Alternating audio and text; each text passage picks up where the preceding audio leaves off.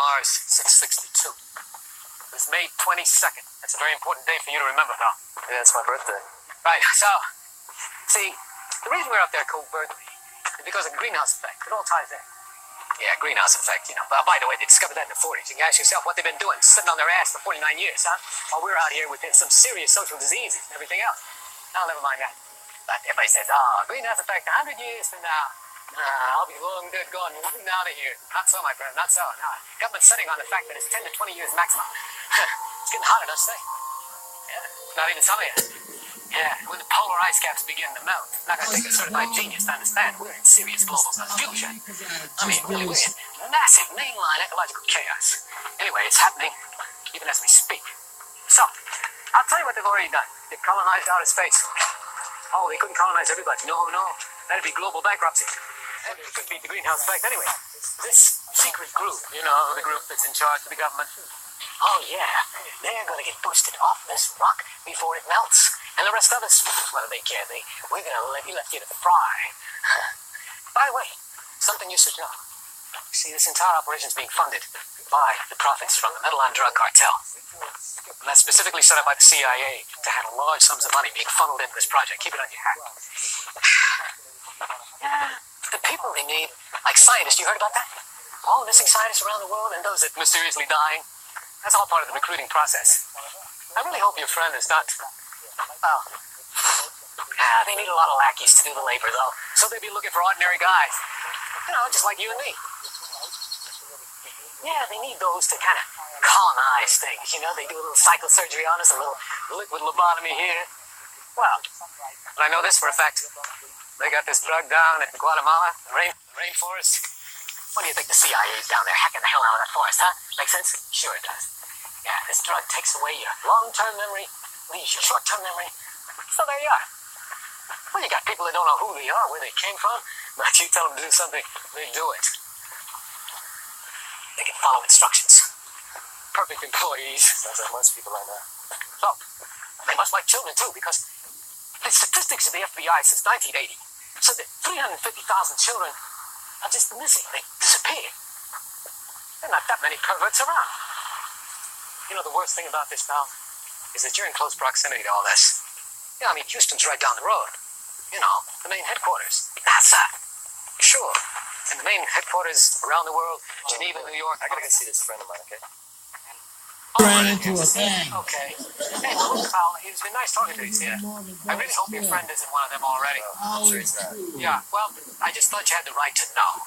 Thanks. Tell you what, listen, I'm gonna stick around outside just for a little while, you know, and kind of make sure everything's okay. You know, make sure we work. Have a nice day.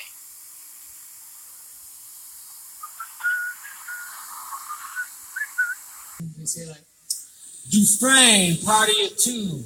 Table ready for Dufresne, party of two. And if no one answers, we'll say the name again. Dufresne, party of two.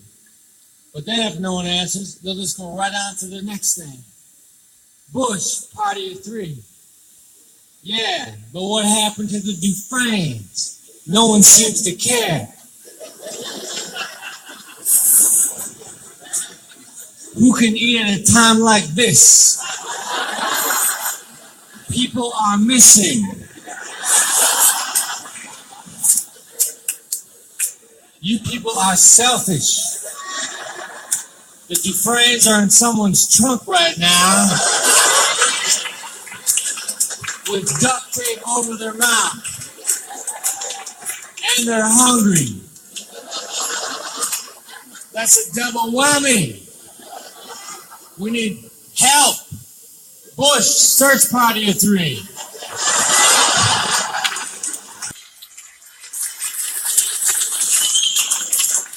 That's the end of the normal, so I'm going to do a couple more jokes because, man, you know, I felt as though y'all were like saying, what the fuck's up with this guy?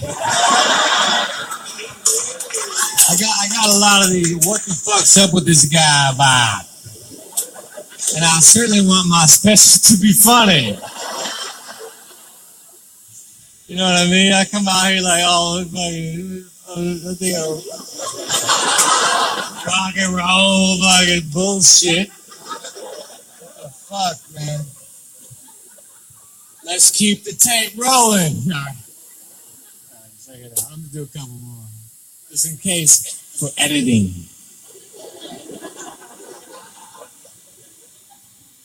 I think Pizza Hut is the cockiest pizza chain on the planet. Sitting down telling jokes.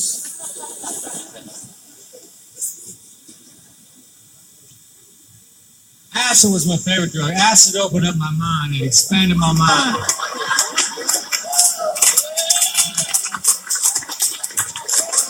Because of acid, I now know that butter is way better than margarine.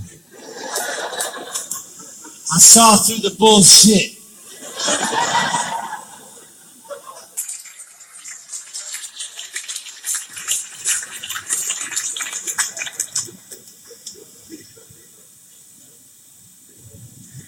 I had a roommate, his name was Eddie, and Eddie was slow on the mental draw. I was writing a letter, I had a problem. I said, "Ed, how do you abbreviate Arkansas?" He said, "I don't know.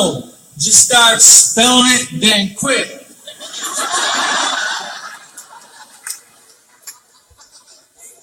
Iraqis are living on what President Bush calls borrowed time. It is no longer whether the war will start, but when.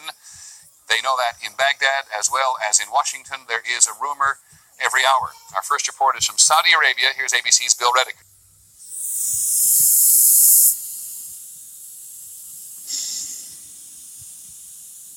नीचे तुम्हारी aunty बहुत से uncles को लेकर आई। Don, अपने आप को police के हवाले कर दो। डॉन, इससे पहले कि पुलिस तुम्हें बांधकर खींचती हुई ले जाए, इससे पहले कि ना जाने तुम्हें कितने मासूमों के खून के बदले में फांसी के तख्ते पर चढ़ा दिया जाए, मैं तुम्हें बताना चाहती हूँ, मैं तुम्हारे साथ आई। मैंने तुम्हारे गंदे हाथों को अपनी जिस्म पर बर्दाश्त किया तो सिर्फ इसलिए कि मैं तुमसे अपनी मंगेतर रमेश का बदला लेना चाहती थी। कौन रमेश? बहुत चालाक हो ना डॉन, लेकिन पुलिस को उस टैक्सी पर तुम्हारी उंगलियों के निशान मिल चुके हैं।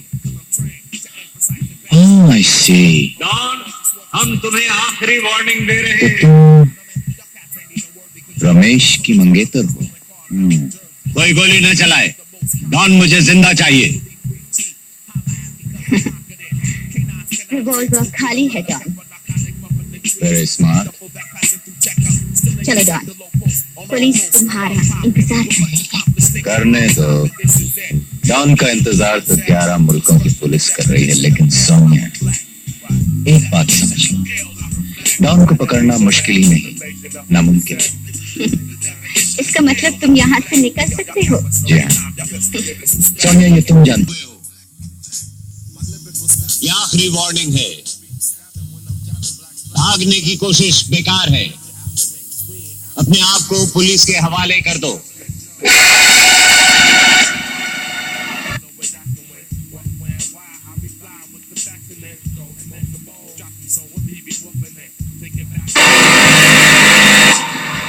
Hold it, Don. तुम यहाँ से निकल नहीं सकते। डीएसपी, क्या मुझे यह भी बताना पड़ेगा कि अगर आप लोगों ने मुझे रोकने की कोशिश की तो इस लड़की की जान जाएगी? डॉन, मैं फिर से कह रहा हूँ, अक्लमंदी इसी में है कि अपने आप को पुलिस के हवाले कर दो। मैं बहुत मजबूर हूँ डीएसपी। गिरफ्तार होने की आदत मुझे बिल्कुल नहीं है, और हाँ, आप लोगों का इस तरह आगे बढ़ना इस लड़की की सेहत के लिए अच्छा नहीं है। So why don't you be where you are, okay?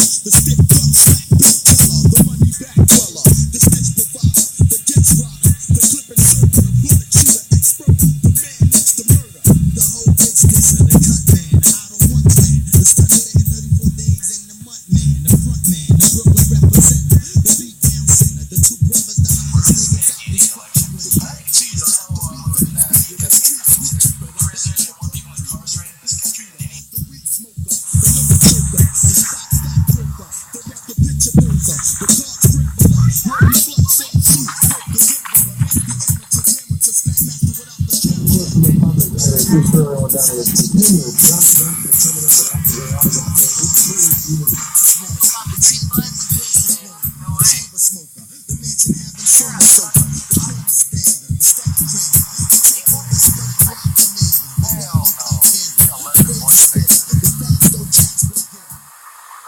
a living? mean work? To hell with the kind of work you have to do to earn a living. All it does is fill the bellies of the pigs who exploit us. Hey, look at me. I'm making it. I may live badly, but at least I don't have to work to do it. What would it take for you to get a job? Hey, I'll get a job. But I hear the true call. You know, the true call.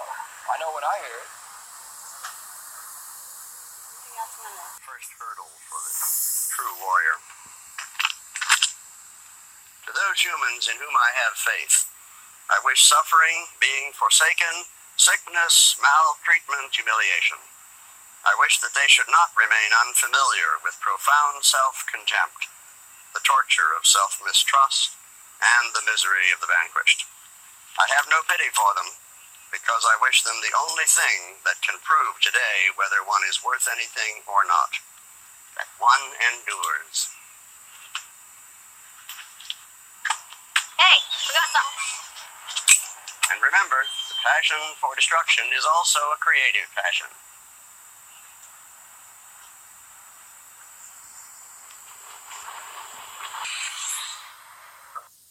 Look in the eye, I always say. Turning the keys? Well, I look and stuff, but we don't have that kind of stuff usually. I could sure use some. Where would you put it? Oh, no problem. We rotate the stock out with the old and with the new. But this one here, it's my pride. It's been on 4 years and 2 months. The rest of them, I just kind of keep them going. Kind of working up a harmonious relationship with them in equilibrium. Have a seat? Sure. Pop-Tart, there's red ones, blue ones over there. Oh, no. No thanks. So, what is this, some kind of psychic TV type parallelism? Well, we all know the psychic powers of the televised image, but we need to capitalize on it and make it work for us instead of us working for it. Walking down the street, and this guy came barreling out of a bar, fell right in front of me, and he had a knife right in his back, landed right on the ground. And well, I have no reference to it now. I can't refer back to it. I can't press rewind. I can't put it on pause. I can't put it on slow-mo and see all the little details. And the blood, it was all wrong. It didn't look like blood. And the hue was off, and I couldn't adjust the hue. I was seeing it for real, but it just wasn't right. And I didn't even see the knife impact on the body. I missed that part. Yeah. Well, I got something to show you. I just got this new tape. Here's some contacts of mine. It's by this grad student over in the history department. Did you hear about him? He took his whole thesis committee hostage. No. Yes, it's true. It's unbelievable. Took him hostage. A SWAT team came in and offed him. No. And it's just no one's heard about it. It's not getting out. Anyway, he made this tape just 15-20 minutes before he went before the grad committee because he knew they weren't going to okay his research. It was just way too radical and way beyond anything they were doing. What was his thesis on? I don't know. I'm really not sure. Something about a Bronze Age coming in the 90s or something. I'm just not sure what he was up to.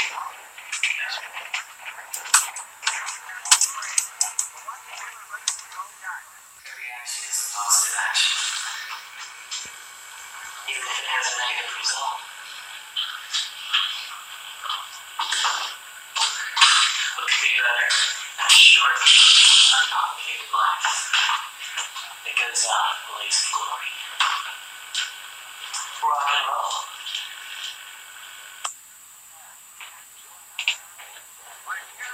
He must have been on to something, man.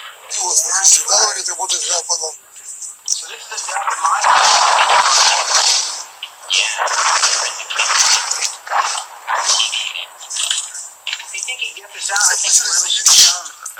Куда сколки по нам летят? Смотрите, аккуратно, голуби. Куда? Ах, я сюда надо. Вот осколки. А я смотрю. Да, вот.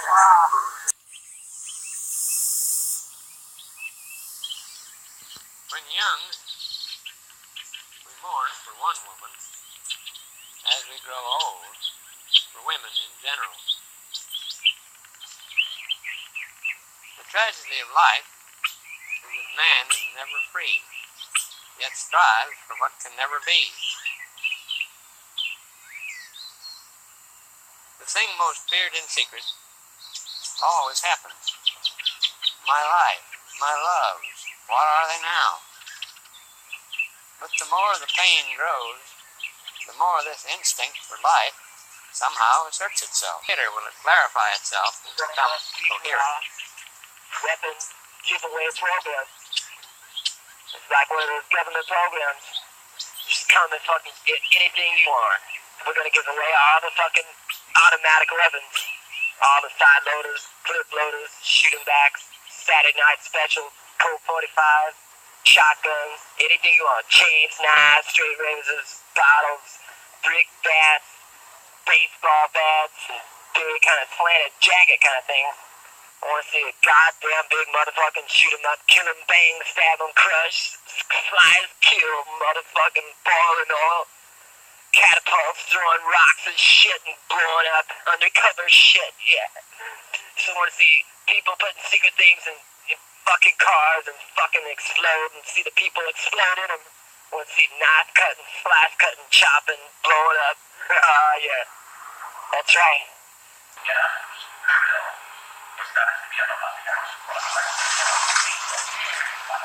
I just had the weirdest dream.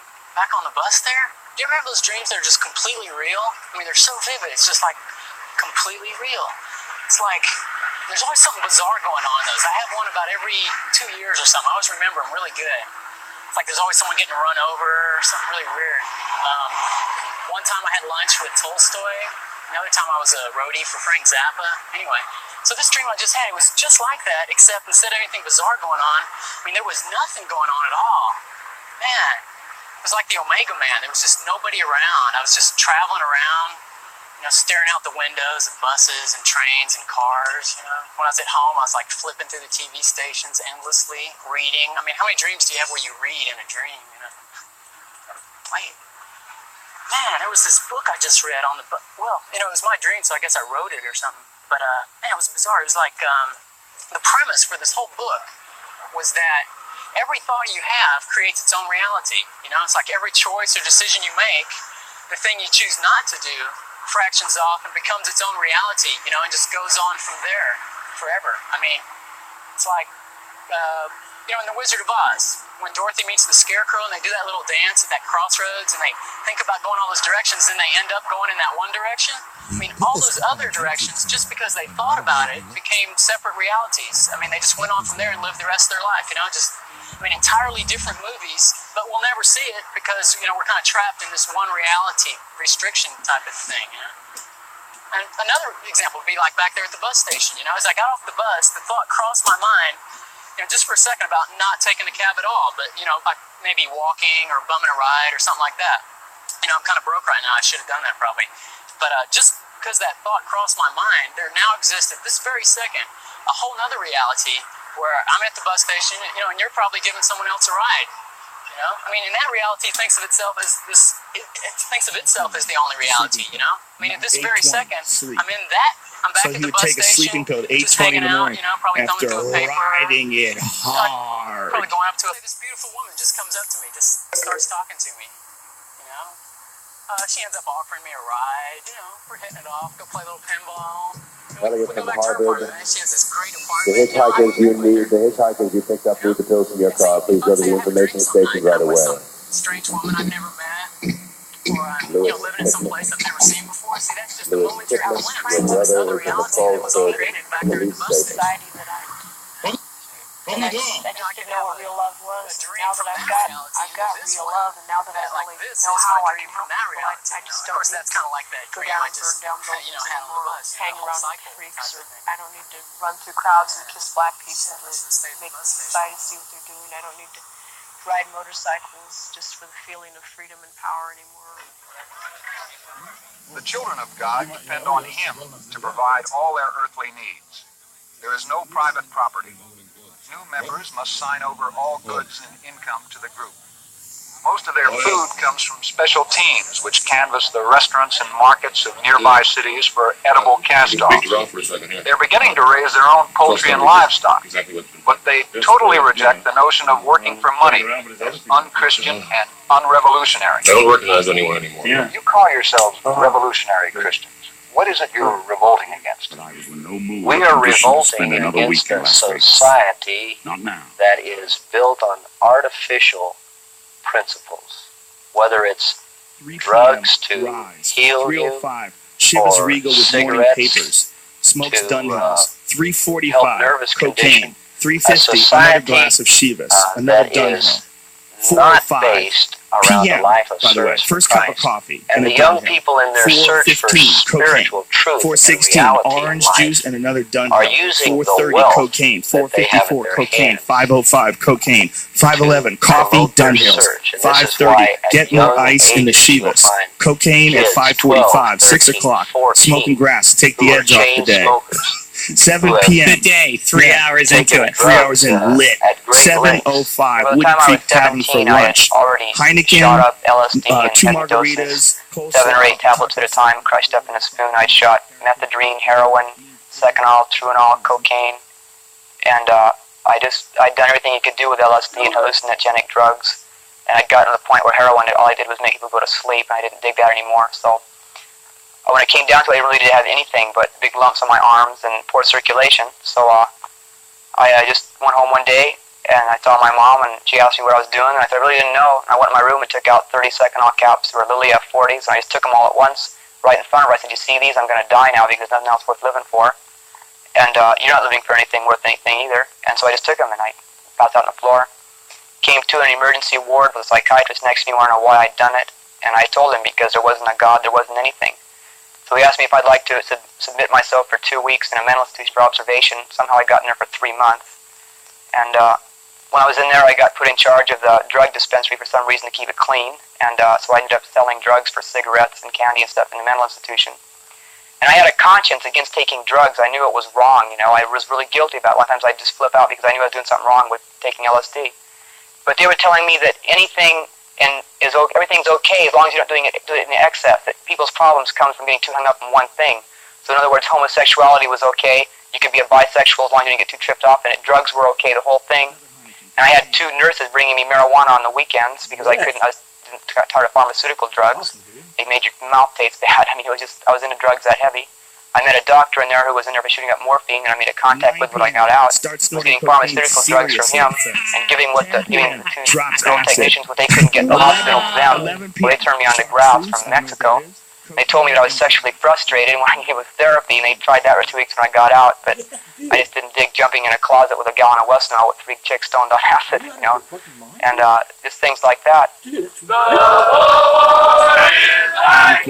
Chivas, coffee, Heineken, clove cigarettes, grapefruit, Dunhill, orange juice, gin, continuous pornographic movies. Not a tradition, not something 6 taught, a.m. but a real chance in the hot tub with to champagne, do something for the Dove creative bars, universe. fettuccine You see it every Alfredo. day, man. Every day. I want to get up in the morning. Halcyon, I want to. just sleeping enjoy it pill. because I'm serving God. I'm 8:20, serving sleep. Jesus. I get up in the morning. It's for So the he would Lord. take a sleeping pill at 8:20 in the morning after riding it hard. When they are not studying the Bible, the children of God are often traveling.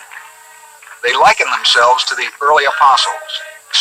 But despite the strict rules, the dropout rate is only 15%, and most of them leave within the first 2 weeks. Recruits under 18 must have written permission from their parents.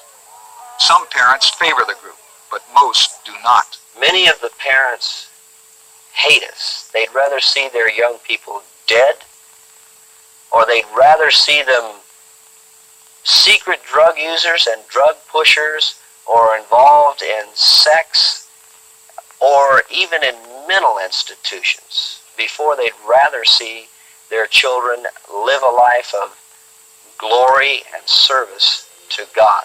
The reaction of my parents when I turned to Jesus was really quite different than when it was before when I was on drugs. The times I was thrown in jail, about 3 times my mother just seemed to just shrug it off, and one time she laughed and said, "Oh, I know where you got those." And another time she just come down, fished me out, act like it was nothing. But later on, after I turned to the Lord, the reaction was totally different.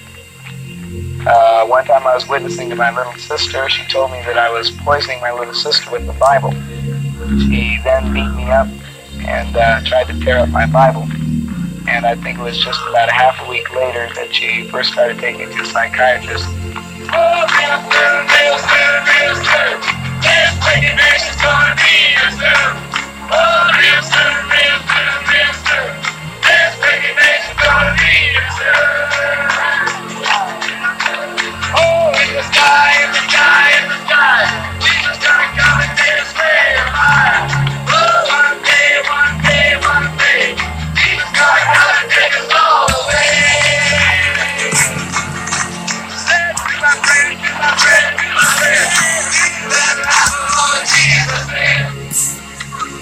Life in the Soul Clinic is patterned after an Israeli kibbutz.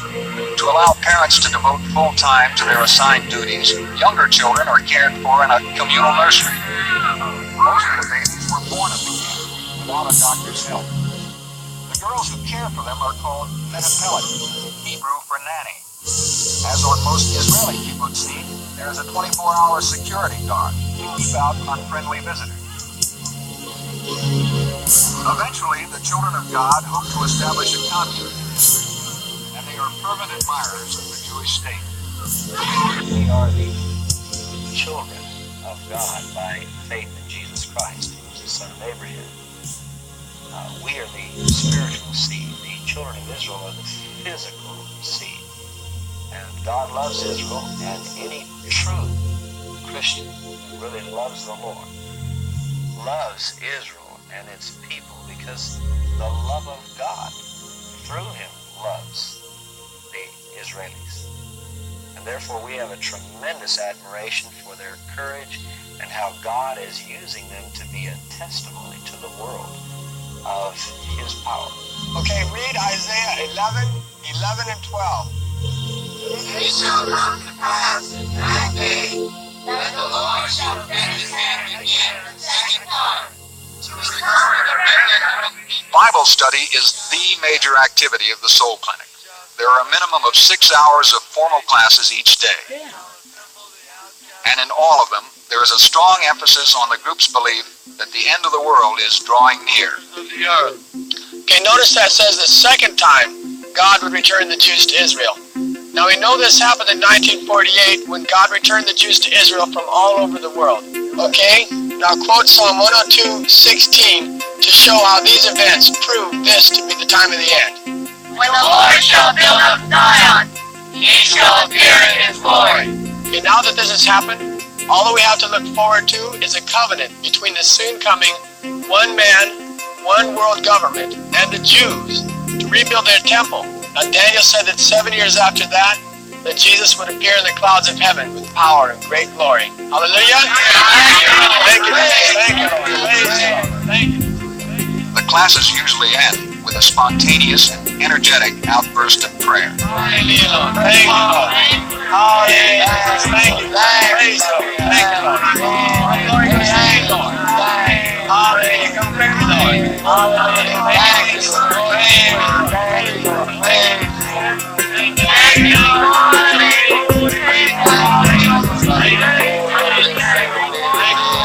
Thank you, Lord. Praise the Lord. Thank you.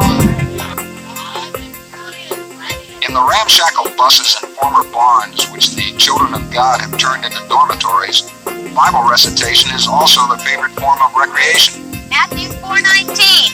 And he saith unto them, Follow me, and I will make you fishers of men. Romans 12:1 I beseech you, therefore. At the end of 5 months at the camp, converts are supposed to have a thorough knowledge of the scripture, including at least 400 verses committed to memory. That's like Jesus said in Luke 14:33. Wow, he spoke that's of forsaking all your material, wealth, and goods here on earth. And the second verse is, to keep contact with their mobile recruiting groups and their far-flung outposts, the Children of God maintain a sophisticated ham radio network. Hello, Cincinnati. Good morning. Praise the Lord. You ain't crazy. God bless you, brother. You ain't crazy. How's everything going back there? You ain't never in your life heard a disc jockey come through here like me. Now, I'm giving it to you like it is. You ain't never in your life have you heard a disc jockey come through here like me. So when you call up here, don't call up here talking about you a good disc jockey or you the best. You know what? You know how y'all talk, you know. You know how you talk. Have 6 that I ever heard. Like this one in Cincinnati. I mean? Because I'm telling you, don't call me no disc jockey. Because I'm not a disc jockey. I'm a human radio station. Now don't forget that, because see, it makes me mad for y'all to disfigure me like you do. Don't classify me with these Rudy Poots around here. Now these folks on all these other radio stations and carrying on or whatever they're supposed to be, then they may be disc jockeys. But you put all of them on the radio when I'm on at one time, and I'll wear their head out. All of them, put them all on at the same time. And I will wear their head out. Now them people what you call disc jockeys, know what I mean? I'm a human radio station. And I don't want to have to repeat this no more. I got to the point where the only thing I could see was burn it down. That's the only thing I could see. And that's what I was getting into. That's what I was into, you see. Before I really got behind serving the Lord, you know, I guess I was crazy. I was trying to get away from it, but society was forcing me, you know, by so many things forcing me in to want to just hate and kill. Now, I don't know nothing about them other Simon, a former black militant, is now one of the most dedicated of the children of God. That's all they is, Rudy Pooh. Along with his fellow believers, I've been listening to all of them since I've been here. And I ain't heard nothing up and down the dial, in the middle of the dial, or nowhere. But a bunch of Rudy targets are the would-be revolutionaries of the new left. So please, whatsoever you do, I'm a human radio station. Got it? Okay. Part of their appeal to the kids is their interpretation of the Bible as a handbook for revolutionizing society and their outright rejection of organized religion. I hate religion. I don't believe in these pictures you see of Jesus Christ with the white skin, the big baby blue eyes, and the Breck shampooed blonde hair. That's not Jesus, you see. Jesus, as I heard one brother put it, was a dirty, funky, degenerate hippie out of the slums of Galilee, and the cat was for real, you understand? He didn't put up with church buildings. If he came back today, they'd string him up for the mere fact of what he laid down in here. He laid down things so heavy in the scriptures that your top revolutionaries that ever been, Lenin, Karl Marx, they all got it from right here. The scriptures, because what Jesus laid down was a revolution, a spiritual revolution, you see. All the different people you can think of. You know, Tom, you told me a lot of the old time stories. I used to stick your arm in between the bars of the cell. The guard would come by and he'd buy you up a shot of morphine. They never did that for me. Well, they don't do that for anyone anymore. Narcotics have been systematic